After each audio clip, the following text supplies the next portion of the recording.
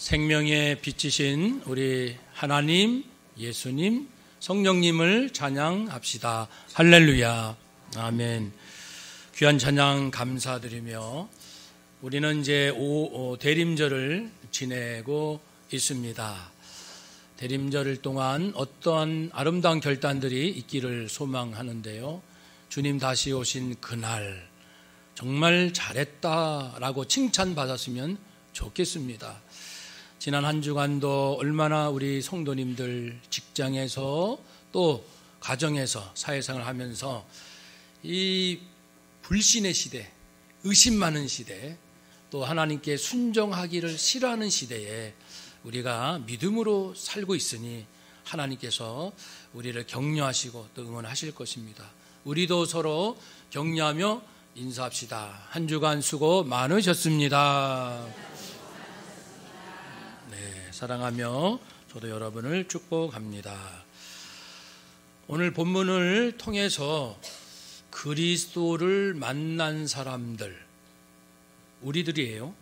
얼마나 위대한 의미를 가지고 있는지를 깨닫고 내 한 사람이 무의미하게 살면 안 되겠구나.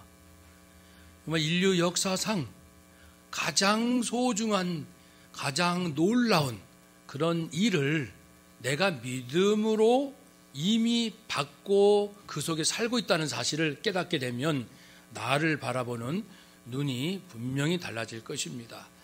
하나님께서 우리에게 예수님 주실 때는 어떤 마음으로 주셨겠어요? 하나님의 모든 정성과 하나님께서 줄 수 있는 가장 큰 은혜로 예수님을 보내주셨잖아요. 그러한 그 메시아 예수 그리스도를 우리가 만난 은혜에 감사드리며 오늘 세례 요한의 일생을 또 마지막 부분을 살피며 그 은혜를 나누도록 하겠습니다. 여러분, 우리는 인간입니다. 그렇죠? 사람이에요.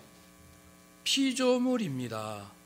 하나님은 창조주이십니다. 창조주께서는 우리를 지으시고 자유의지를 주셨는데 그 자유란 창조주 하나님 안에서의 자유입니다. 하나님께서 창조 질서와 생명의 원리를 이 땅에 두셨고 그 질서와 원리 안에서 하고 싶은 대로 하라 자유를 주셨습니다. 또한 이 자유에는 책임이 따릅니다. 내가 하고 싶은 대로 할 수 있어요. 그러나 책임을 져야 합니다.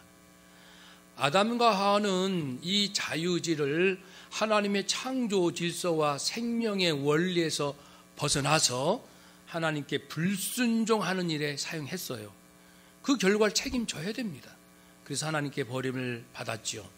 그러나 하나님께서는 이스라엘 백성을 이 땅에 보내주셔서 사람들이 하나님을 모르니까, 하나님을 마음에 두기를 싫어하니까, 하나님을 대적하니까 아니다, 하나님이 살아계시다라는 것을 드러내시기 위하여 이스라엘 민족을 택하셨습니다. 부르셨어요.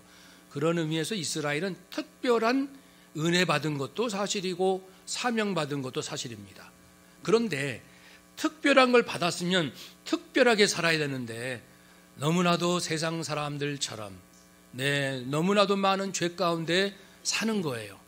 그래서 하나님께서 실망하셨지요. 그래서 하나님은 예수 그리스도를 이 땅에 보내주셨습니다.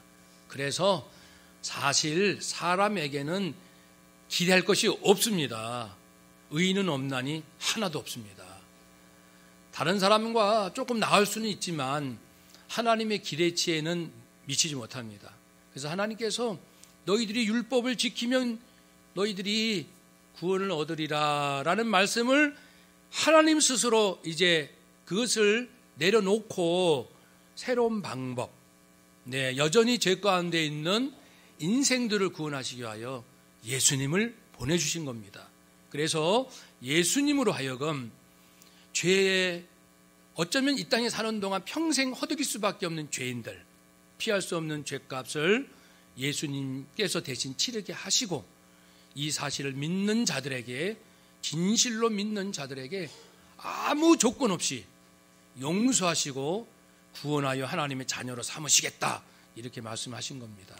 이 방법이 아니고서는 사람은 구원받을 길이 없어요. 이 방법이 아니고서는, 예수님이 아니고서는 사람은 용서받을 길이 없는 거죠.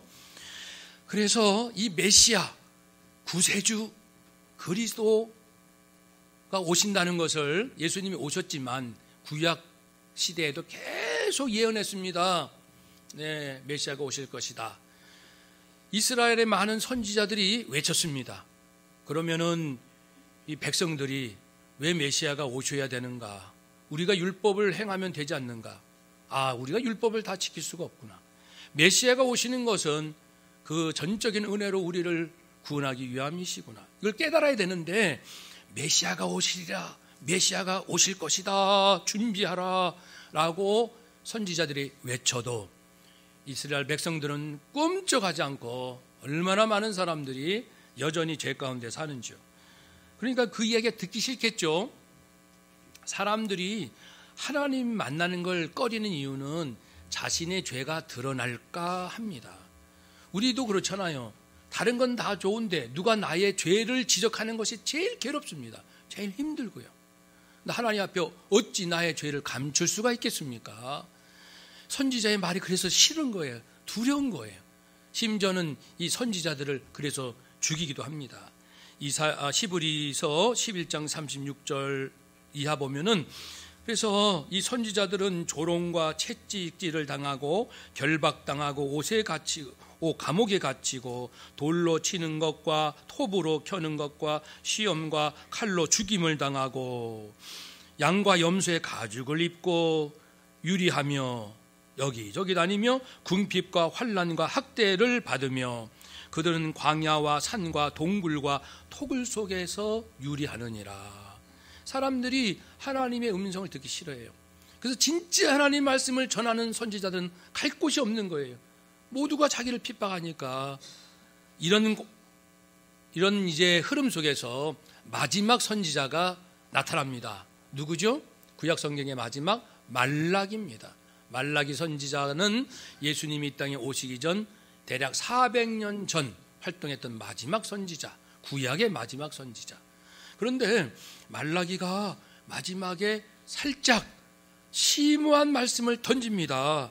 말라기 4장 5절 6절 말씀에 만군의 여호와가 이르노라, 보라, 여호와의 크고 두려운 날이 이르기 전에, 크고 두려운 날이라는 것은 예수 그리스도 메시아가 오심으로 구원받을 자는 구원받는, 그러나 그리스도를 거부하는 자에게는 구원의 길이 없습니다. 그런 의미에서 또 두렵기도 하고요.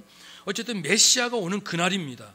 그날이 이르기 전에 내가 선지자 엘리야를 너에게 보내리라. 엘리야는 이미 그 전에 물론 죽지 않고 불수레를 타고 올라갔지만 이전 선지자예요. 근데 앞으로 엘리야가 온다는 것은 엘리야와 같은 심령, 하나님의 마음을 품고 이 땅을 아파하는 그러한 심령을 가지고 하나님의 말씀을 정말 불같이 토해낼 수 있는 엘리야처럼 그런 선지자가 온다라고 살짝 던집니다.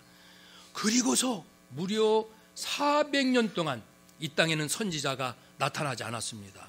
신구약 중간시대 400년. 그래서 이스라엘은 경제적으로, 외교적으로, 군사적으로, 정치적으로, 종교적으로 완전히 절망과 낙심 가운데 빠질 수밖에 없는 흑암의 시간들이 흐르게 됩니다. 그때 그러다가 400년쯤 지나다가 드디어 엘리야 같은 사람이 예수님 활동하시기 전에 나타나시는데 누굴까요? 바로 세례 요한입니다. 세례 요한은 하나님께서 은혜로우시다라는 뜻입니다. 요한. 사도 요한이 아닙니다. 사도 요한은 요한복음을 기록한 사람이고 지금은 세례 요한. 아버지는 제사장 스가랴, 어머니는 엘리사벳. 그 사이에서 유다 지역에서 태어났습니다. 이스라엘은 3등분하여 남쪽 유다, 중부지방, 사마리아, 북부, 갈릴리로 구분할 수 있는데 남쪽 예루살렘이 있는 유다 지방에서 태어났습니다. 그리고 이 세례 요한은 예수님의 친척인데 예수님보다 6개월 형이 됩니다. 먼저 태어나서 형벌이 됩니다.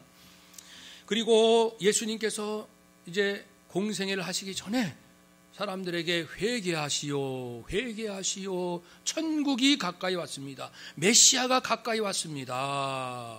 그렇게 외치고 회개하는 사람에게는 요단강에서 세례를 베풀었습니다. 그래서 이제 별칭이 세례 요한이라고 부르죠. 한번 따라 합시다. 세례 요한. 세례 요한의 마음은 너무 아팠습니다. 말씀드린 대로 메시아가 곧 오실 줄 알았는데 이렇게 긴 세월 오시지 않음에 대해서 불신하고 회의하는 마음까지도 있게 됩니다. 여러분, 예수님 메시아가 오신다라고 하면 우리가 정신을 차립니다. 조심합니다. 거룩하게 살려고 애를 씁니다. 그런데 안 오시는가 봐. 그러면은 그때부터 회의하게 됩니다. 마음껏 죄를 집니다. 예수님은 어차피 안 오실 텐데 라고 방심합니다. 그래서 이스라엘 백성들도 많은 죄 가운데 부정부패, 지도자, 백성 할 것 없이 모두 부정과 부패와 어려움 가운데 빠지게 될 때 세례 요한은 너무 마음이 아파요. 엘리야의 마음처럼 이러면은 하나님께서 진노하실 텐데 우리가 이렇게 살면 뭔가 안 좋은 일이 올 텐데 하나님의 진노가 임박할 텐데 라는 영적인 불안함과 긴장한 가운데 여러분 회개해야 됩니다 라고 외치기 시작했죠. 하나님께서 자기를 예언자로 부르셨다는 확신이 있어요. 그래서 광야에, 왜냐하면 이 세상에 너무 타락한 모습이 많아서 광야로 나갑니다. 그래서 낙타에 그 털로 된 옷을 입고 그리고 메뚜기 먹고 그 석청, 돌에서 얻을 수 있는 꿀 석청을 먹으면서 광야 생활, 야생의 삶을 살게 됩니다. 이것은 이제 이 기존에 너무 타락한 이 기존 사회 질서를 나는 거부한다라는 의미가 있고 그들과 구별되어 하나님의 말씀을 깊이 묵상하리라. 그래서 요한은 광야에서 고독한 시간들을 보냅니다. 예수님은 언제 메시아는 언제 오실까? 이 땅은 어떻게 될 것인가? 우리가 이렇게 살아도 될 것인가? 많은 생각을 하겠지요. 하나님과의 그 깊은 시간들. 그리고 세례 요한은 말씀에 정통한 자입니다. 그러니까 하나님의 약속을 기억하면서 주님 오실 날을 기다립니다. 예수님을 말씀했습니다. 이 광야에 있는 이 세례 요한이 바로 엘리야, 말라기가 말한 엘리야다. 예수님의 그 길을 예비하는 자다. 보라, 내가 내 사자를 내 앞에 보내노니 그가 내 길을 내 앞에 준비하리라 하신 것이 바로 이 사람 요한에게 이른 것이라고 말씀하셨습니다. 세례 요한이 이렇게 외칩니다. 여러분 회개하셔야 됩니다. 우리는 너무 타락했습니다. 정말이지 타락했습니다. 하나님을 싫어합니다. 거룩하게 살기를 부담스러워합니다. 외칠 때 회개하는 사람이 있어요. 근데 회개하지 않는 사람들도 많습니다. 그래서 회개하지 않는 사람들은 오히려 세례 요한을 핍박합니다. 그래서 12절에 예수님께서 말씀하실 때 엘리야가 이미 왔지만, 세례 요한이 왔지만 사람들이 그를 알아보지 못하고 마음대로 그에게 함부로 대한다. 인자 나 예수도 이와 같이 그들에게 고난을 받을 것이다 라고 예언도 하십니다. 과연 세례 요한은 핍박을 받는데 특별한 사건이 나타납니다. 그 갈릴리 지역을 다스리는 왕 헤롯 안티파스가 자기 동생의 아내 헤로디아를 불법적으로 제수씨를 취합니다. 이 일에 대해서 세례 요한은 강단 있는 하나님의 말씀을 가감없이 선포하거든요. 그래서 당신이 이렇게 불의한 일을 행하면 되겠습니까? 그러니까 왕이, 그리고 헤로디아가 겁이 덜컥 나는 거죠. 아무도 왕 앞에 꼼짝 못하는데 그의 부도덕함을 바로 직언하는 거예요. 헤롯이 괘씸하게 여기겠죠. 그러다가 헤롯 생일 때 그 헤로디아의 딸이 춤을 추며 기쁘게 하니까 왕이 네가 원하는 것 다 해주겠다 이렇게 하니까 그 어머니 헤로디아가 잘됐다. 딸을 불러서 왕에게, 네 아빠에게, 왕에게 세례 요한의 목을 달라고 요청해라. 그래서 요청했어요. 왕이 그 약속을 지켜야죠. 그래서 세례 요한이 순교를 당합니다. 그래서 그 순교 당하기 전에 감옥에 이제 투옥됩니다. 그 감옥에 계속 있는 거예요. 그러다가 나중에 이제 순교를 당하는데 그 감옥에 있을 때에 오늘 본문이 나옵니다. 그 세례 요한이 죽을 날이 얼마 남지 않은, 언제 순교할지 모르는 자기의 죽음 앞에 놓인 그러한 긴박한 상황에서 있는 일입니다. 감옥에 있습니다. 여러분이 세례 요한의 입장이 돼보세요. 감옥에 있습니다. 제자들은 물론 돌아다닙니다. 제자들이 얘기를 들으니까 예수님께서 이렇게 활동하신다 듣고서 회의가 들었습니다. 내가 분명히 예수님이 메시아 그리스도인 것은 분명히 알겠는데, 왜냐하면은 세례 요한은 어려서 어머니 태중에서부터 성령 충만한 사람이라고 그랬어요. 그리고 예수님께 세례를 베풀었어요. 예수님 세례 받으실 때 성령이 임하신 것을 옆에서 놀라운 신비 사건을 경험했습니다. 그리고 예수님이 세상 죄를 지고 가는 어린 양이라는 것도 알고 그렇게 사람들에게 가르쳐 주었습니다. 그러니까 예수님이 메시아임을 충분히 알고 있었는데 의심이 드는 거예요. 내가 지금 이렇게 주님의 말씀을 외치는데 아니 어떻게 나는 감옥에 있나? 저 헤롯은 처벌당하지 않고 악한 자는 버젓이 권세를 누리고 나는 감옥에서 언제 죽을지 모르고, 그리고 듣자 하니까 예수님께서 하시는 일이 헤롯을 바로 처단하거나 이 불의한 세력을 갈아엎거나 혁명을 일으키시는 것이 아니고 그저 병자 고치시고 복음을 전하신다 하고 이런 모습의 얘기만 들으니까 실망한 거예요. 그래서 제자들을 보내서 예수님, 우리가 과연 메시아 예수님으로 기다려야 합니까? 다른 일을 기다려야 합니까? 라는 질문을 하게 됐죠. 예수님은 세례 요한 안에 있었던 그 의심을 이미 간파하셨어요. 그것은 요한뿐은 아니고 그 당시 백성들이 일반적으로 갖고 있었던 메시아관, 정치적 메시아를 생각했죠. 예수님은 이제 내가 메시아다라고 바로 즉답하지 아니하시고 뭐라고 말씀하셨냐면, 지금 세례 요한의 제자들을 만났잖아요.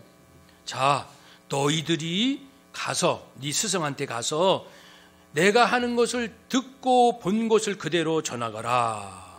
맹인이 보며 못 걷는 사람이 걸으며 나병 환자가 깨끗함을 받으며 못 듣는 자가 들으며 죽은 자가 살아나며 가난한 자에게 복음이 전파되더라. 전파되더군요. 이렇게 전하거라. 왜 이렇게 말씀했을까요? 이 부분은 이사야 5장과 61장의 말씀입니다. 세례 요한은 구약에 정통했기 때문에 그 말씀을 전해 들으면은 아유 그렇지, 메시아는 바로 이런 삶을 살 것이라고 이사야가 말씀했는데 라고 그때서라도 깨달으라, 그런 말씀입니다. 그러면서 누구든지 나로 말미암아 예수가 그리스도임을 확신하지 못한 자는 실족하여 구원으로부터 멀어진다고 말씀했습니다. 그러니 흔들리지 말라는 것이죠. 제자들에게 이제 흔들리지 말 것을 말하고 그들을 보냈습니다. 여기서 우리는 예수님이 누구신지를 오늘 21세기 우리도 깊이 생각할 필요가 있어요. 왜냐하면 유튜브에 보면은 이 기독교에 대해서 맹공격하는 지성인들 한 몇 명 있어요. 제가 꼽는 몇 사람들 그걸 다 들어요. 저도 들을 때 정말 가슴 아픈 것은 자기가 모태신앙이다, 신학을 공부했다, 좀 연기를 풍기면서 마치 성경을 다 아는 것처럼 그러면서 여러 가지 얘기를 하는데요.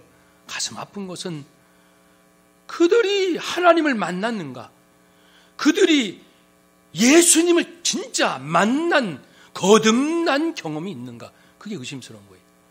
살아계신 예수님을 만난 자들이라면 그렇게 말할 수 없거든요.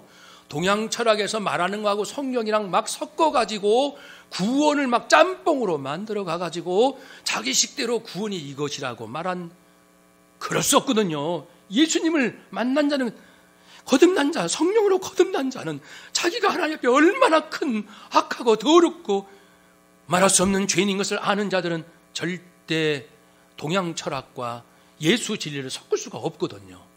사랑하는 여러분, 저는 그분들을 위해서 계속 기도는 해요. 기도합니다. 그들이 예수님을 만나도록. 또 부탁도 드려요. 천국에 계신 예수님, 한번 따라합시다. 천국에 계신 예수님, 예수님을 비방하고 교회를 욕되게 하는 그 영혼들을 만나 주시옵소서. 만나 주시옵소서. 아멘. 여러분들 꼭 기도해 주세요. 기도해 주세요. 역사가 일어나야 됩니다. 예수님이 만나시면 그들의 인생은 완전히 바뀝니다. 예수를 비방했던 그들이 목숨 걸고 예수님을 전하거든요. 네, 그런 분들도 몇 분 있습니다. 지금 활동하는 분 중에. 그러니 이제 이 세례 요한이 이제 감옥에 있지만 제자들에게 예수가 누구인지를 제대로 알려주신 것처럼 우리도요, 어설프게 예수님을 알면 안 돼요. 자기 욕심으로 예수님을 이해하면 안 된다고요. 자기 성공하려고 신앙생활하면 안 됩니다. 예수가 누구신가? 그분은 왜 십자가에서 저주받아 죽으셔야만 했는가? 이 명백한 사실에 대해서 생명 걸고 말할 수 있을 정도로 우리는 그리스도를 잘 알아야 하죠. 그리고 또 예수님은 제자들을 그들의 제자들을 보낸 다음에 또 세례 요한을 의심하는, 아니 광야에서 그렇게 외치며 회개하라고 했던 그 세례 요한도 그 정도도 몰랐단 말이야? 라고 세례 요한에 대해서 실망할 수 있습니다. 그러니 예수님께서 다시 정리해 주십니다. 비록 그가 그리스도에 대해서 온전한 이해는 좀 부족했지만 그래도 예수가 메시아인 것은 분명히 믿었던 그입니다. 그러면서 세례 요한이 얼마나 위대한 자인지를 뜻밖에도 말씀하시죠. 광야에서 외치는 선지자들, 여기서는 세례 요한입니다. 그 당시 세례 요한이 활동했습니다. 그러면서 무리들에게 말합니다. 너희들이 광야에 나가서 무엇을 보느냐? 바람에 흔들리는 갈대냐? 흔들리는 갈대는 왕궁에 있는 헤롯 아니느냐? 이런 뉘앙스로 말씀하시는 겁니다. 세례 요한은 생명 걸고 하나님 말씀을 증거하는 자이지 흔들리는 자가 아니다. 또 말씀합니다. 반어법으로 너희가 무엇을 보려고 광야에 나갔느냐? 부드러운 옷을 입은 사람? 부드러운 옷은 왕과 귀족들이 입는 고급 옷입니다. 아주 그 부드러운 그 린넨으로 만든, 그러니까 그런 옷을 입은 자들은 왕궁에 있지 않느냐? 세례 요한은 약태털을 옷을 입고 메뚜기와 석청을 먹고 그런 광야 생활을 하는 자 아니냐? 너희들이 광야에 왜 나갔느냐? 선지자 보려고 나갔느냐? 옳다! 선지자다! 세례 요한 아니냐? 세례 요한은 모든 선지자보다 뛰어난 자다 말씀을 해요. 그것은 이사야보다, 모든 선지자보다 뛰어나다라고 하는 것은 다른 의미가 아니고, 여러 선지자들도 메시아에 대해서 예언을 했지만 세례 요한은 같은 시대에 예수님을 만났고 예수님에게 세례를 베풀었고 또 예수님을 직접 사람들에게 소개하고 예수님을 영접할 수 있도록 회개하라고 촉구한 자라는 의미에서 모든 선지자보다 세례 요한이 더 크다라고 말씀했습니다. 그러면서 한 번 더 칭찬해 주시는데 세례 요한은 모든 여자에게서 난 자보다 큰 자다. 여러분, 이쯤 되는 칭찬 들어본 적 있어요? 여자에게서 난 자 중에서 세례 요한보다 큰 자가 없다. 아니, 그러면 이 지구상에서 제일 큰 자라는 의미가 아니겠습니까? 그런 뜻이에요, 실제로. 그런데 또 한 번 놀랄 말씀은, 그러나 세례 요한이 그렇게 큰 자이지만 천국에서 작은 자라도 세례 요한보다는 크다. 전혀 이해하기 어려운 말씀을 하시는데, 천국에서 작은 자, 천국, 즉 예수 그리스도를 영접하여 예수 생명으로 거듭나고 예수님을 알고 보고 예수님과 함께 살고 예수님의 부활을 경험하고 그분의 죽으심의 의미를 깨닫고, 또는 그 당시의 성도들, 아니면 지금 오늘날 우리처럼 직접 예수님을 본 적은 없지만 성령님으로 예수님을 믿게 되고 예수님의 죽으심과 부활과 승천, 지금 천국에 계신 것을 확연하게 믿고 깨달은 자들, 이런 자들이 천국을 누리는 자들인데요, 이러한 성도 중에 제일 작은 자라 할지라도 세례 요한보단 크도다. 이것이 오늘 말씀의 핵심입니다. 여러분 정신 바짝 차려야 됩니다. 성도는 누구인가? 그러면 결론적으로 하면은 이 세상에 아무리 뛰어난 자라 할지라도 무신론자들보다는 하나님을 안다라고 하는 이스라엘 백성이 큰 자고, 이스라엘 백성들보다는 메시아를 전했던 선지자들이 큰 자고, 수많은 선지자들보다도 예수님과 함께 살았고 예수님을 전했던 세례 요한이 큰 자고, 이 엄청난 세례 요한보다도 큰 자는 예수 피로 영생을 얻었고 지금 예수님이 천국에 계심을 확연히 알고 늘 성령 안에서 예수님과 교제하며 주님 다시 오실 것을 소망하며 주님을 사랑하고 주님을 자랑하고 주님으로 만족하고 주님과 함께 먹고 마시며 내가 주님 안에, 주님이 내 안에 사는 예수 그리스도인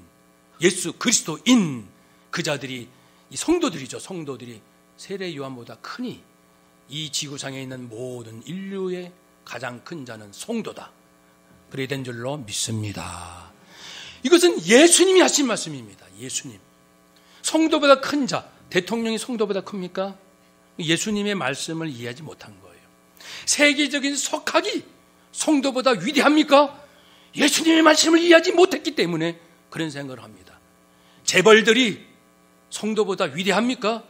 예수님 말씀을 이해하지 못했기 때문에 그런 생각에 어리석음에 빠집니다. 사랑하는 여러분, 대림절 우리 주님 이미 오셨고 다시 오십니다. 이야, 우리 주님이 나를 위해서 생명을 내어주신 그것은 나로 하여금 천국 백성 되고 천국에 살게 하신 거구나. 나는 이 세상 모든 것은 잠시 있다 사라지지만 모든 지식도 패하고 능력도 예언도 다 패하지만 주님 재림하실 때 나는 부활하여 주님과 함께 어린 양의 호린잔치에 참여하여 멋진 새하늘과 새 땅에서 새 출발하는 거예요. 오늘 강단에 아름다운 이 꽃들 보세요. 매주 이런 것이 있었으면 좋겠어요. 이거는 어제 결혼식을 했기 때문에 꽃이 너무 귀해서 놔둔 겁니다. 이 결혼식, 이 혼례식은 계시록에 있는 것처럼 다시 오실 예수님은 신랑, 우리 주님을 기다리는 우리는 누구요? 신부. 그래서 신랑 신부가 함께 만나 혼인잔치가 있을 것을, 비유적인 거죠. 더 이상 사망, 눈물, 고통, 아픔과 곡함이 없는, 다시는 죄짓거나 썩거나 죽지 않는 부활의 몸을 입어서 주님과 함께 영원토록. 지금 우리가 서로 얼굴 보는 게 실제잖아요. 실제. 이렇게 실제 보잖아요. 악수도 할 수 있고 밥도 같이 먹을 수 있는 실제이듯이 우리가 다 부활하여, 모두가 부활하여 주님과 함께 이렇게 사는 것도 실제가 될 줄로 믿습니다. 이 생명의 주님, 부활하신 주님, 우리를 부활케 하시는 주님, 영생을 얻게 하신 주님을 우리가 가족에게 전하지 않는다. 지식은 전하는데 내 가족에게 예수는 전하지 않는다. 우리 직장 동료에게 이 성공할 수 있는 기가 막힌 비결은 전하는데 예수 생명은 전하지 않는다. 그게 뭐 이상하지 않습니까?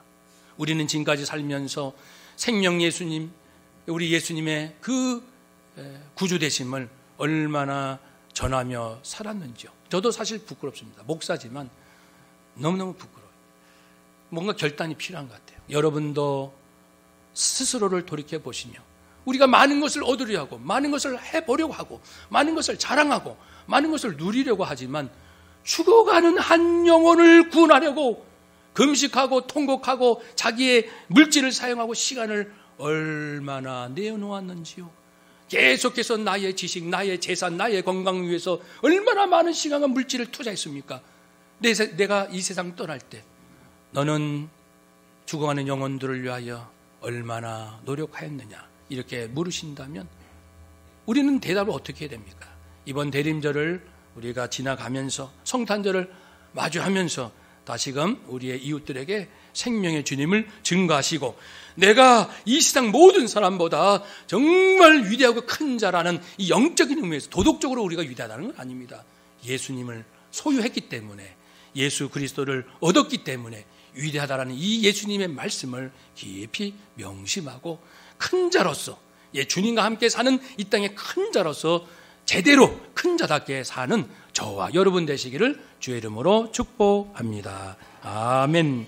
기도하겠습니다.